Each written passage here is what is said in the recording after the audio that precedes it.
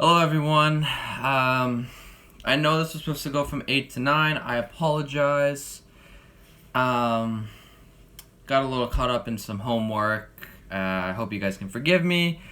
I hope everyone's all well, and I hope everyone's doing okay during the quarantine. Weather was beautiful outside, so I hope everyone is taking full advantage of that. I know I was outside with Labby at Labby 87, and we were just playing some soccer, having a good time.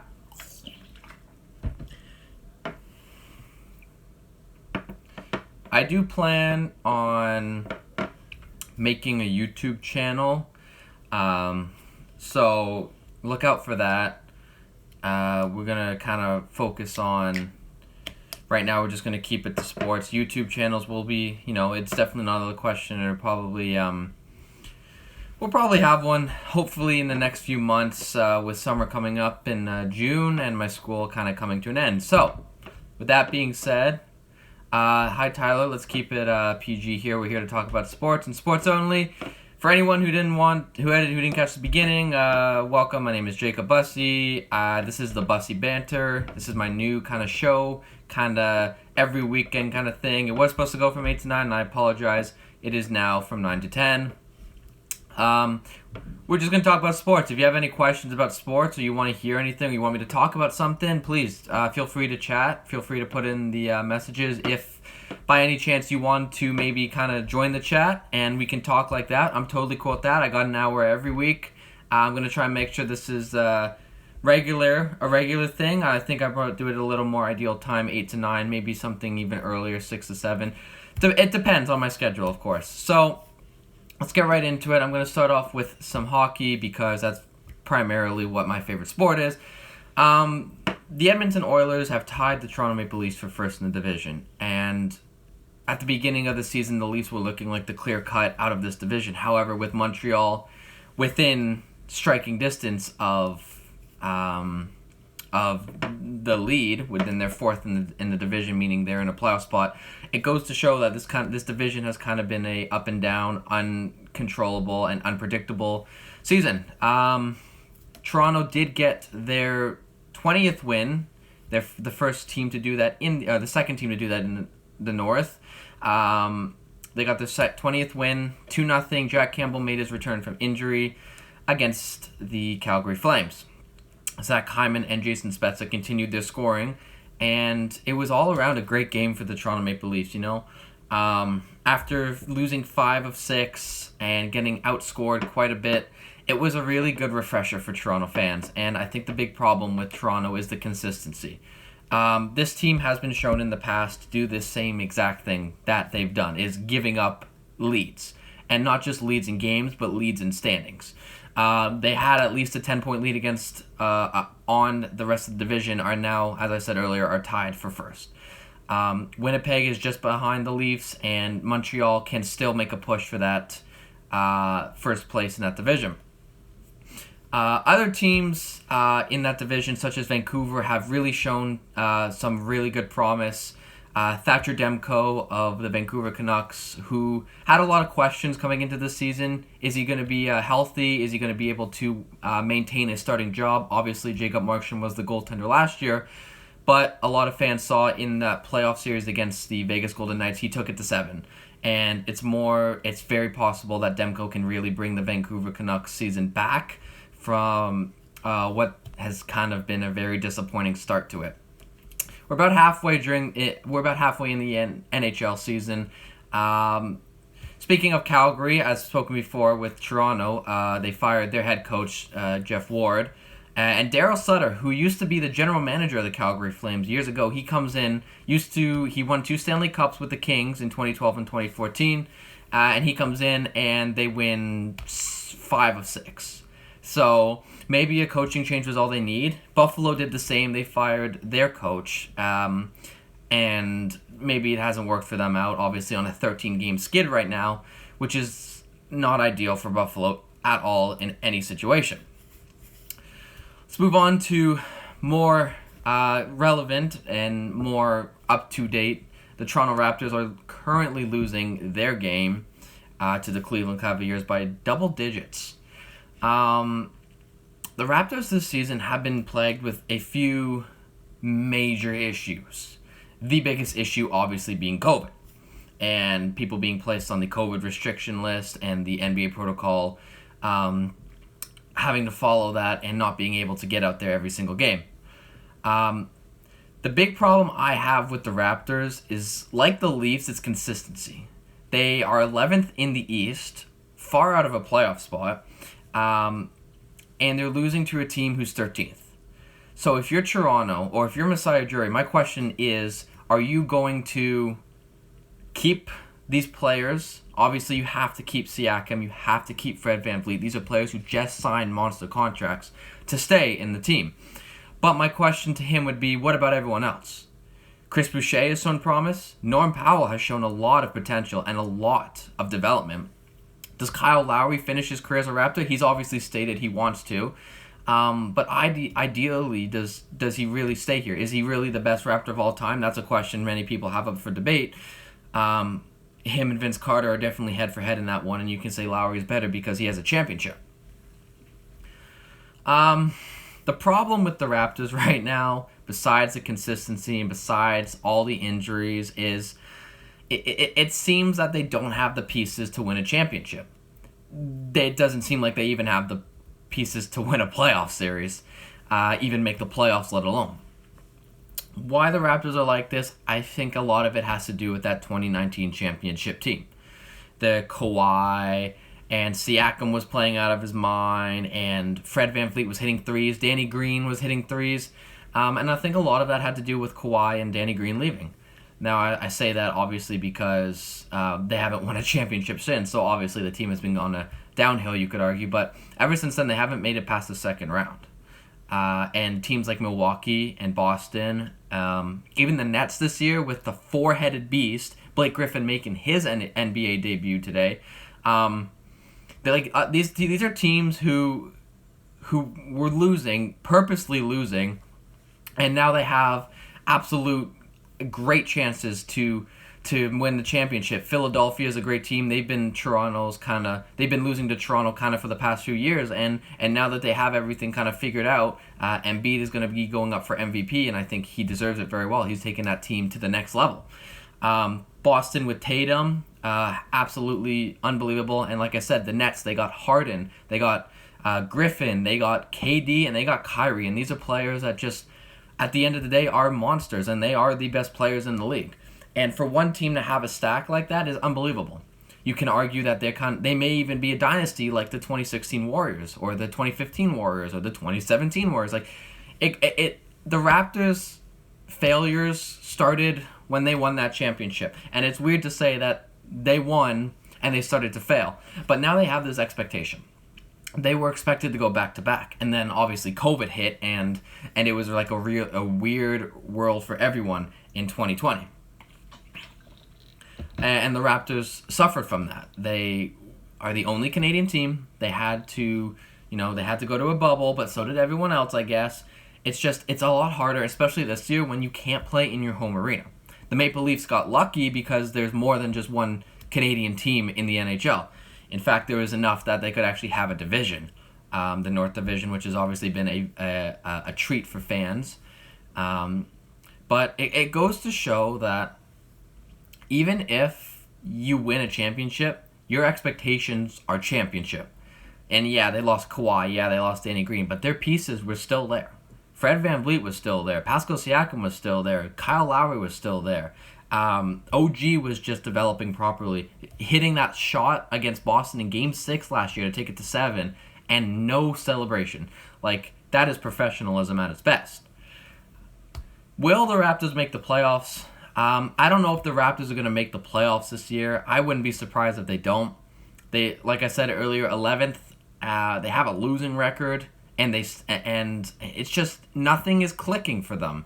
And it all kind of started going downhill after that COVID problem where they lost basically everyone in that starting rotation, including six of their staff personnel, including head coach Nick Nurse. I don't want to take away from other teams in this division. because other teams in this division are playing up to the potential that they set. They put a bar up and they've been living up to that. But when you look at the Raptors and the bar they put up, they weren't expected to have a losing record and be in 11th. There was no way in the world Toronto decided, you know what, we're just going to have a losing record and we're going to, probably not make the playoffs. Because that's what our fans want. Obviously not. That's exactly the opposite of what Toronto wanted. And I think using COVID as an excuse kind of doesn't work anymore because multiple teams have been affected by COVID. Games have been postponed and or canceled and rescheduled. So if you want to use COVID as an example, then your guys on the bench who aren't affected, you guys better step up. If you're Nick Nurse, who finally came back, you have to be able to adapt to that. Sergio Scariolo won his first, my apologies, something in my eye, won his first win after coming over from Poland, and good for him. He's an excellent coach, but he's obviously not the Raptors head coach. Thank you, Rachel. I appreciate that very much. But if you really want to talk about disappointing seasons, this is the Raptors' biggest disappointment season in probably a long time. They've been a playoff team for the past decade. They won a championship 2 years ago. Now, don't forget, that was only 2 years ago. And look what happens in 2 years. A world pandemic hits, and the Raptors just don't get back on their feet. So, to answer the question of will the Raptors make the playoffs, I don't know. Because I can see them making it in the division that they're in because the East is significantly weaker than the West. But I wouldn't be surprised if they don't because of the way they're playing. And then once they get to the playoffs, how are they going to perform? This is the NBA playoffs. This is when guys just go all in. If they get hurt, they get hurt. They'll come back. We saw it with Klay in 2019 where he came back for a free throw after tearing his ankle. So it goes to show that injuries really can't make an excuse because if you want it, and you're going to win it. Let's move on to some lighter news in Toronto. The Blue Jays are finally back in spring action. Down in Florida, down in Dunedin, and they look dangerous this year. The Toronto Blue Jays look like the most dangerous Toronto team so far of all of them. Vladdy Guerrero lost 42 pounds in the offseason just to be able to have a chance at maybe playing third once again after being placed on third years ago when he first started, and then was moved to first and hasn't stopped playing since. Bo Bichette looks like a real nice prospect that the Jays have been able to develop properly, and he could probably be the best player on that team, if not for George Springer, who the Jays brought in over the free agency, one of the biggest, if not actually, the biggest deal, 6 years, $150 million. It's crazy to think that we're doing this and these guys are getting paid $150 million for 6 years to play baseball. And, obviously it is a professional sport and you have to be at the highest level of athleticism just to get there. The one problem I have with the Jays is they've shown it over and over again. It's the pitching. Tanner Roark, great young prospect. I don't know if he's going to pan out the way they want him to. Right now, Hyunjin Ryu, the Toronto Blue Jays ace, is obviously he's the guy. He's the best player on that team, pitching wise. They do have a lot of young guys coming up from Buffalo and from their farm teams. I just don't think it's going to be enough, in the slightest, to get the Jays to World Series. However, that being said, this isn't a World Series or bust year. This isn't a year where they have to be like, oh, you know what, if we don't make the World Series, we're going to blow this whole team up. No, that's not what it has to be at all. This year is a year for trial and error. And I believe the Jays will make the playoffs. I believe the Jays will make the playoffs as the first seeded in the AL division. And I think they're going to do very well. And I don't think a lot of people are going to give them the credit they deserve. Only Canadian team in the MLB, just like the Raptors. And right now, we are as in fans are unsure if they're going to be even playing at the Rogers Center this year. They could be in Florida. They could go to Buffalo. Like, there's been so many different ideas that people have put out as to where the Blue Jays are going to end up playing. I don't mind if they play in Florida. There are limited fans there with all the restrictions. That's why they have to limit them.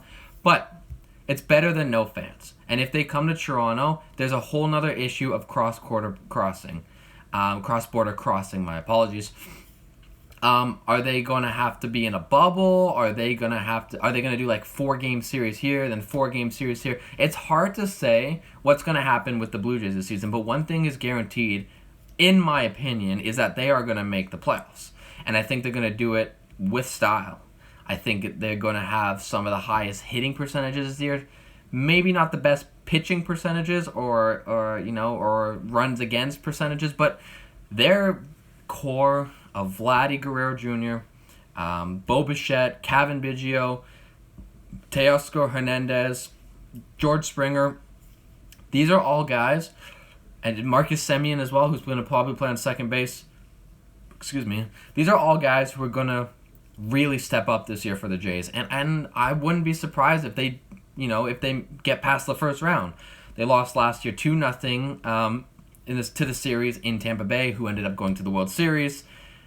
Not winning, but it's a little bit of comfort, I guess, for fans that they lost to the second best team in the league that year. So, are the Jays going to win? I doubt it. It's possible. It's very possible. But I don't think so. You have the Yankees in this division, then you got the Dodgers in the West, or in the National League. Like, the Dodgers just go out and buy whoever they want. They don't even have to worry about cap because they pay $150 million to a guy, and it's okay. Dodgers are obviously favorited to win the World Series, go back-to-back. But as we know as fans, defending a championship is one of the hardest, if not the hardest, things to do in professional sports. If you're a team that has never been to a championship or who doesn't get to the playoffs very often, getting there is okay because you're just having fun in the season. And when you guys start having fun and you start having this chemistry and everyone starts working together, it makes winning and playing a lot easier. And then you get to the playoffs, and then let's look at Tampa Bay last year for the NHL. They won the championship after they should have won it probably 6 of the last 7 times. They win it last year. Now they're defending their title. They're first in their division, so it's likely they'll be in the playoffs. It's just teams are going to be coming for them. For their trophy, for their awards, for their spot. They're going to be coming for them, and they want that Stanley Cup. And so Tampa Bay and every other team that has to defend, it's going to be the Dodgers next year. The Bucks are going to have to do in the NFL. We'll get to some football news later. For anyone who didn't catch early on, if you guys want me to talk about something, please go ahead and write it in the comment section, or if you want to join and we can have a talk there, I'm totally cool with that too. But speaking of where I was going before, it's the hardest thing to do in professional sports. The hardest thing to do is defending a championship. And if you can't defend that championship, then people are really going to come at you. Like if the Tampa Bay Lightning can't defend their championship, people are going to be like, oh, maybe it was just a one and done. Or if the Bucks can't do it, they'll be like, oh, Tom Brady really is getting old. Or if the Lakers can't do it, oh, LeBron's getting injured. Speaking of LeBron getting injured, he's out indefinitely with an ankle injury. So people are going to use these excuses. Critics will always find a way to make a situation bad, even when there's no bad there. Lakers win, oh, but LeBron is out. Blue Jays win, but the rest is easy. Like the Leafs win, but it's an easy division. Like no one will get the credit because people like to hate. So as I said, and I stated earlier before, there has been some NFL news. There's a lot of free agency signings right now. Some of the big ones going to the Patriots, who, if you're a football fan, or even if you're an AFC fan, or you watch football, like not religiously, but even if you watch it every now and then, you know who the Patriots are. Tom Brady, everyone knows that name.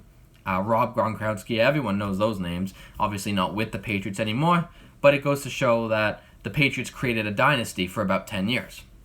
So the Pats really went out and got some people that they really needed in hopes of helping Cam Newton. Cam Newton can't run that ball 400 yards a game every single game. It's not realistic, and you're asking way too much for a quarterback who's kind of out of the prime of his career. What you can do is you can go out, you get a wide receiver, you can get a running back, and you get a left back. That's what you can do, and that's what the Patriots did. Bill Belichick decided, listen, our season last year was disappointing. First time we'd missed the playoffs in 17 years. It's not happening again. And so he went out and he went to go get solutions to a problem. And that's what a lot of coaches a lot of GMs, even in a lot of sports, won't do, is they think teams that they have just have a bad year. And it's not necessarily the fact that, oh, we had a bad year and maybe we're missing something. It's, no, we just had a bad year. We'll get back next year. Take the Las Vegas Raiders. They are a playoff team if they have the right piece. They're one piece away from becoming a playoff team, but their coach will never do it. Their GM will never do it. Gruden is their coach. John Gruden will never go out and get somebody because he thinks he has what they have. They are missing someone on that team, and if once they go get it, they can become a playoff team. Rob Gronkowski returns on a 1-year deal to the Patriots, $10 million. It's a low risk, high reward for the Bucks. Tom Brady kind of rejigged his contracts. We can stay in maybe another extra year depending on what happens after this year. Bucks are still favored to win. They just franchised Goodwin, which is important for that team because they really need him. He's huge. Chris Evans also is absolutely insane for that. Big problem coming out of Texas. Deshaun Watson is in deep trouble right now. He has upwards of double digits of sexual allegations against him. I don't want to say that he did it. I don't want to say that he didn't. Because at the end of the day, we don't know as fans what really happened. We know that there's allegations, and we know that there's a lot of allegations, and we know that these allegations are very seriously and are to be taken seriously. Just like what happened with Terrence Davis in New York a couple of months ago, these allegations are very serious. Now, as judge, jury, and executioner, we can't do that because there's different circumstances to each and every different case. Last time I read, he had upwards of 20 allegations against him, so I don't want to say that these women are lying, but I don't personally know. And as people, I don't believe we should jump to conclusions and say, oh, he's guilty. There's upwards of 20 people that are alleging him. He has denied a plea of guilty because he wants to prove that he's innocent, and more allegations keep coming out. So that's a situation we kind of have to keep our eye on because it's always developing and it's always updating every single day of the week. But let's move to some lighter news in the NFL. Is Carson Wentz, former Philadelphia Eagle quarterback, had his first press conference with the Indianapolis Colts. Carson Wentz spent his entire career with the Eagles after being drafted in 2016, and he was traded in the offseason last year after Doug Peterson, their coach, was fired. Carson Wentz in his interview was very optimistic. He was very excited, and he seemed like he really wanted to be there. I don't mind that because Indianapolis has a really good franchise, and we really looked at what happened last year with Phillip Rivers when he came in. They took him to the playoffs. They just happened to run into the Bills. And Phillip Rivers is like a 38-year-old dude, and he can't be throwing bombs that are 50 yards anymore. So it'll be interesting to see what a younger quarterback could do in Carson Wentz. He won a Super Bowl. Granted, he didn't play in the Super Bowl because he was injured, but he won a Super Bowl. He was injured in Week 14 against the LA Rams, and that really obviously hurt him. But he did what he had to do to get the team to where they were, and they ended up winning the Super Bowl. So there's nothing else you can say. He's a Super Bowl quarterback. He can get them there.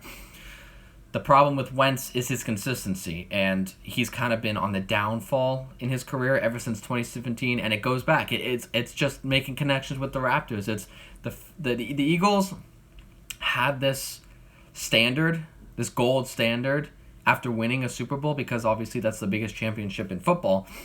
They have this gold standard, and if you don't live up to it, you look like an idiot, or you look like a joke, or you look like a choke. You look like you don't belong, or you don't deserve to go back-to-back because of the way you've been playing.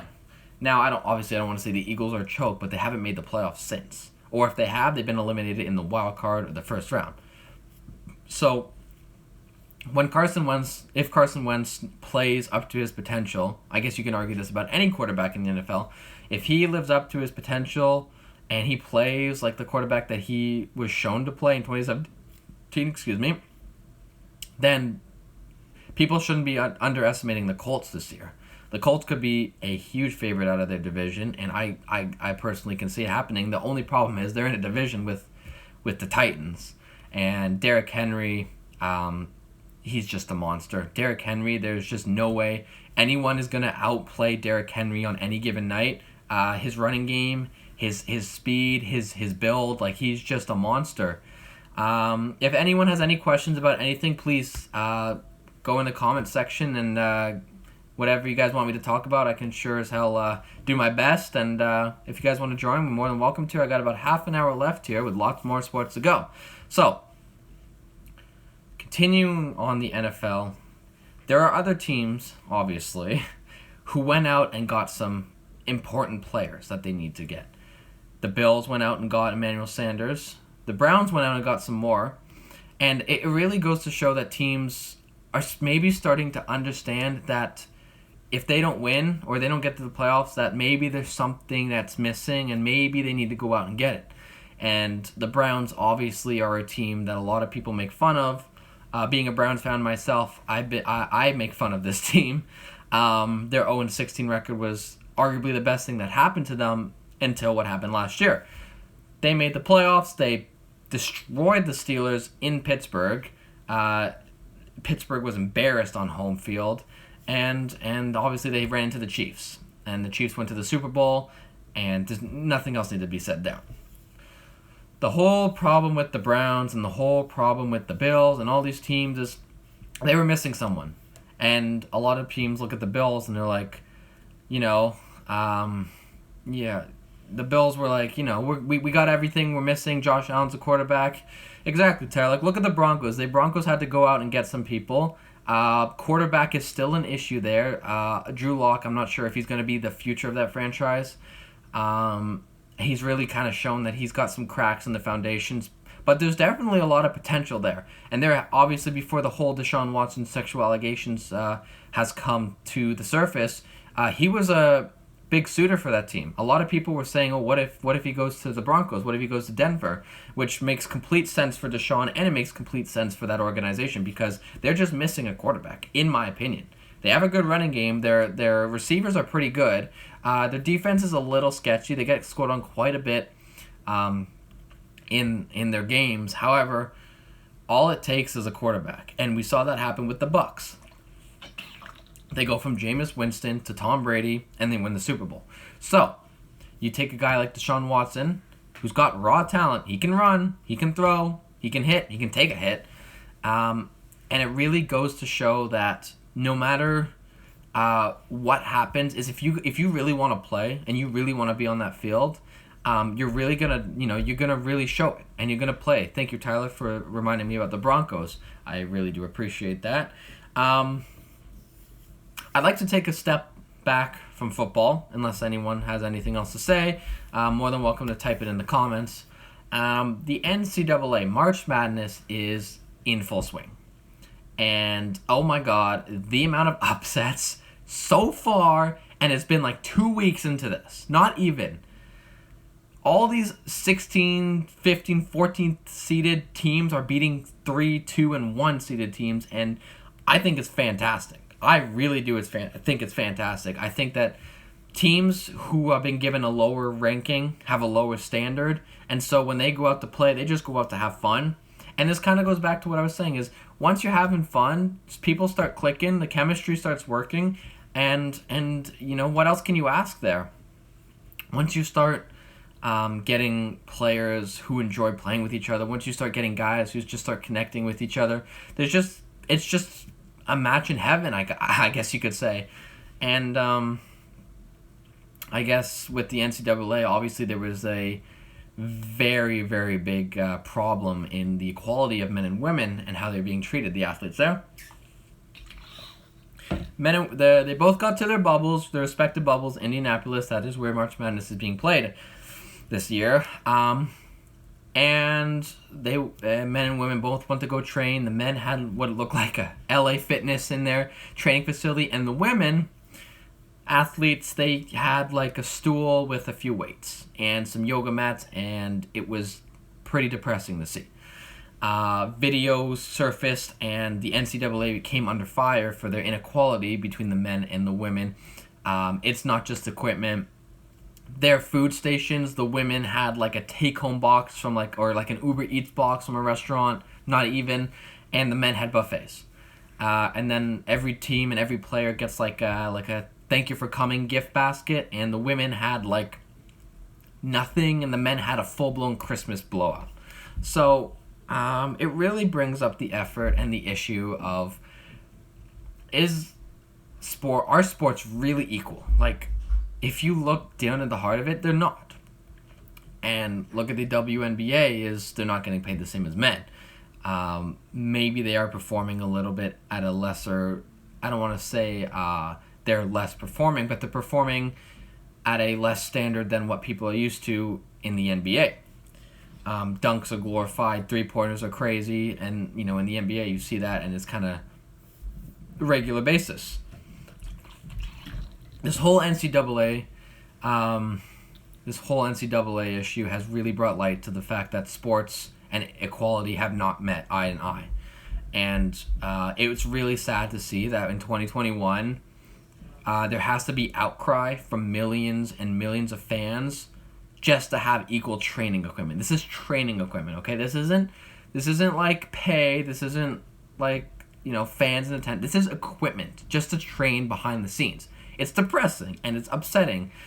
Since then, the NCAA has upgraded it, and they have made it better, and they have kind of given an equal opportunity here. But the fact that, Steph Curry and LeBron James and all these big name players are getting involved because the NCAA believe that women don't need the same equipment as men, it's disgusting. And honestly, frankly, it's disappointing. The NCAA is a huge opportunity for men and women athletes to not just show off their skills, but go for a job. Like, this is a job application. These men and women might be in their professional respective leagues. Like, some of these women might get to the WNBA, and some men might get to the NBA. It's more than likely, and the fact that they're being treated differently is disrespectful. Because here in college, everyone's equal. Everyone has equal opportunity. I guess the NBA and I guess the WNBA are a little different in the sense of the talent-wise. Not saying that the women are less talented than the men. I'm just saying the men have shown more productive. It's a little bit easier to watch, I guess, in a sense. But at the end of the day, like, the fact that there was no equality, that they had to beg just to get equal equipment, it's just awful. And we kind of see it a lot in every sport. Let's go to the NHL compared to the NWHL, the National Women's Hockey League. I bet you guys wouldn't have known. That happened about 2 months ago. The Toronto Six made their inauguration season, and they came first in their division. But there's no marketing. There's no funds. There's not a lot. Like, National Hockey League games are being promoted like no business. And obviously here in Canada, hockey is the biggest sport. Do I believe that it will be like this forever? I do not. I hope not. Because if it's this, if there's this big inequality between men and women, it's just going to get to a boiling point to where people are going to stop watching men's sport as well, because they're trying to get equality. And I believe that in a couple of years, both men and women will have the equal opportunity, and I believe that it'll be extremely important for the world of sports and women growing up coming into sports. Some of the greatest athletes in the world are women. Christine St. Clair, greatest Canadian soccer player, female soccer player that Canada has ever seen. Then you have Poulin. She played for Team Canada, scored 2 important goals in 2014 to help win Canada the gold medal at Sochi. Some of the best. Serena Williams, the best tennis player in the world, has openly stated how disappointed she is in the fact that women don't get the same treatment as men do. Serena Williams, there's no question there, is absolutely the best tennis player, and I think that she always will be the best tennis player in the world. It's 2021. And the fact that women are begging just to have equal rights in sports, it's disappointing. And it really is unfortunate that I've kind of taken this much time up on it because, you would expect it not to be so much of an issue. And I want to kind of keep it lighthearted and kind of move on because I think I've talked about this for about 20 minutes now, and it's, it is important to talk about. It's definitely something you should talk about. People who avoid talking about it, they're uncomfortable about it, and unfortunately, you shouldn't care, because at the end of the day, they're athletes.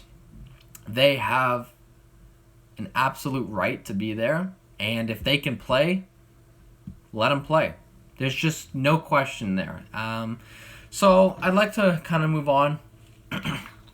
For anyone who wasn't here earlier on, if you guys have something you want me to talk about, sports related, in the comments, you're more than welcome to. I'm more than welcome to talk about anything with anyone. That's what this is. This is the Bussey Banter. I'm gonna have a YouTube channel up eventually, so keep up for that. My updates will be on my story all the time. I'm gonna keep you guys updated with this as much as I can. There is something I would like to talk about in the NHL. I'd like to jump back to hockey, just because, Canada and hockey, and Toronto is a big hockey city. A lot of coaches nowadays are having to adapt their play style. And the reason for this being is because the game is changing.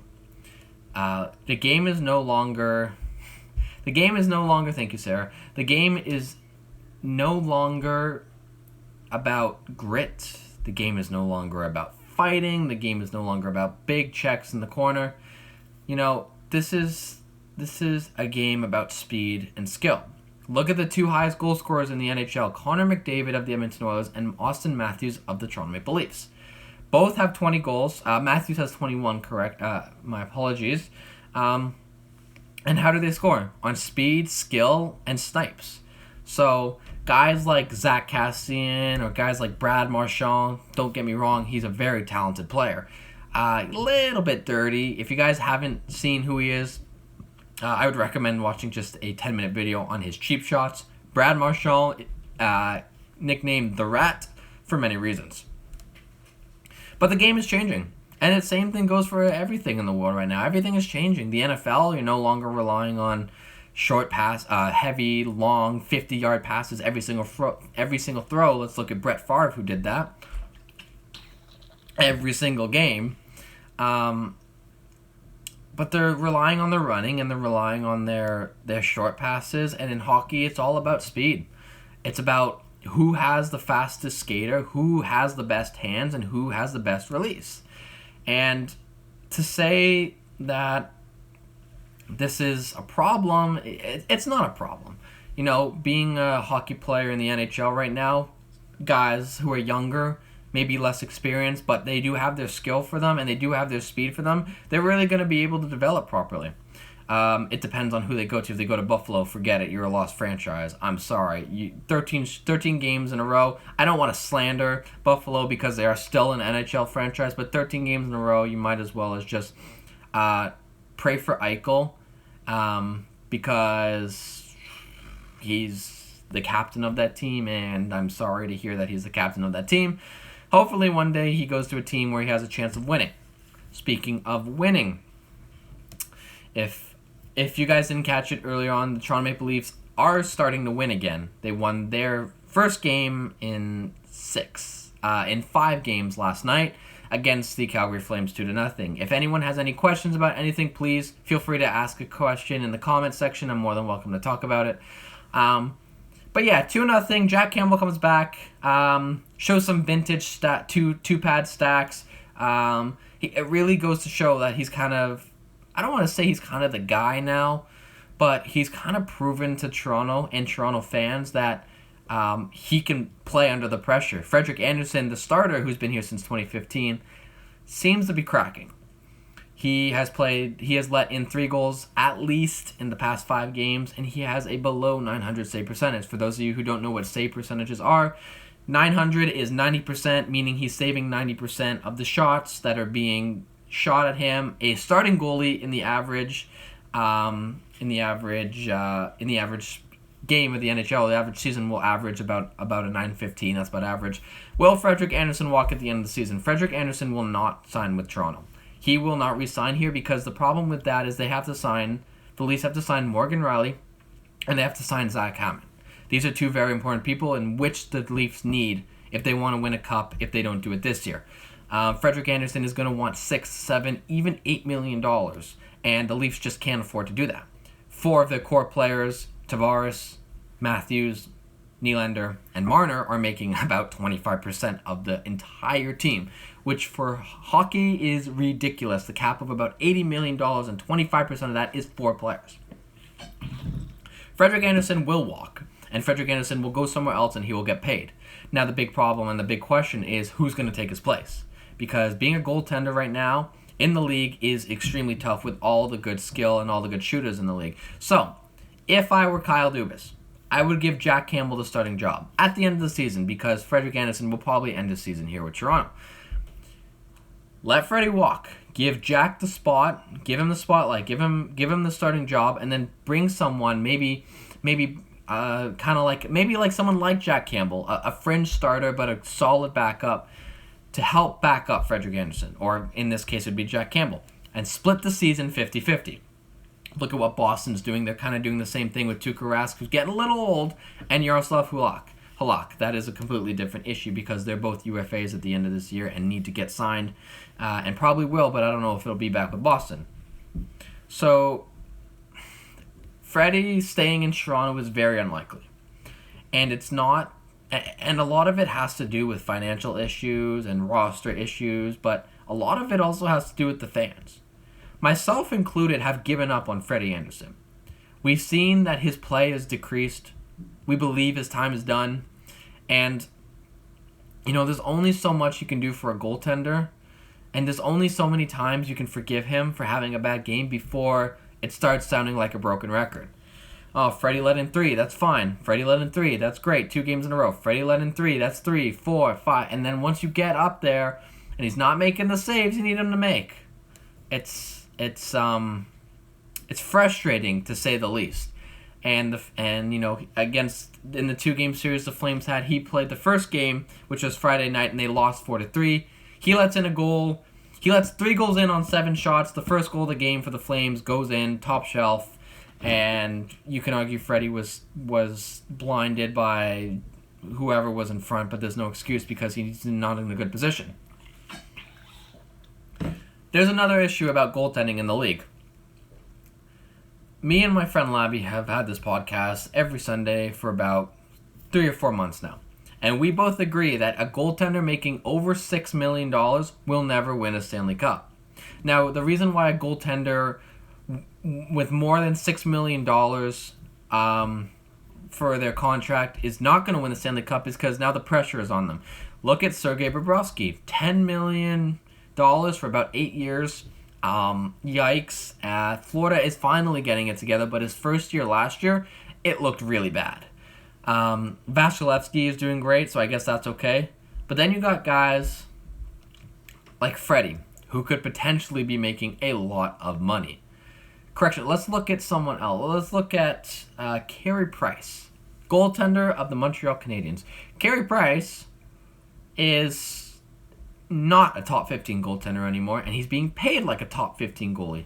So, the thing with Carey Price is that he's just getting old. His play is decreasing, and there's nothing else you can do about it. You have to accept it if you're a Montreal fan, and at the end of the day, the reason why you have to accept it is because it's going to happen to everyone. And if you don't like that, I apologize, but every goalie is going to go through it. Vasilevsky will not be the best goalie in 5 years. Tuukka Rask will not be the best goalie in 5 years. Like, these are guys who are starting to go on their downfall. Not Vasilevsky, but guys like Tuukka Rask, guys like Carey Price, Frederik Andersen. They're getting old. They get shot on at least 30 times a game, so that takes a toll on the body. And a lot of Leaf fans were concerned when Freddie started taking 30, 40 game shots every single night, how it was going to hold up. And for Leaf fans, it wasn't. And it isn't. And I think that's a good way to kind of end this on is the Leafs really need to figure out their goaltending situation. Jack Campbell looked very strong for the Leafs, and hopefully they can figure it out, and hopefully Jack Campbell maybe gets a few more starts coming back from injury, and hopefully the rest of the Leafs can stay healthy. But for all who joined today, I appreciate it. Thank you for the questions. And I will catch you guys back here next week for the Bussey Banter.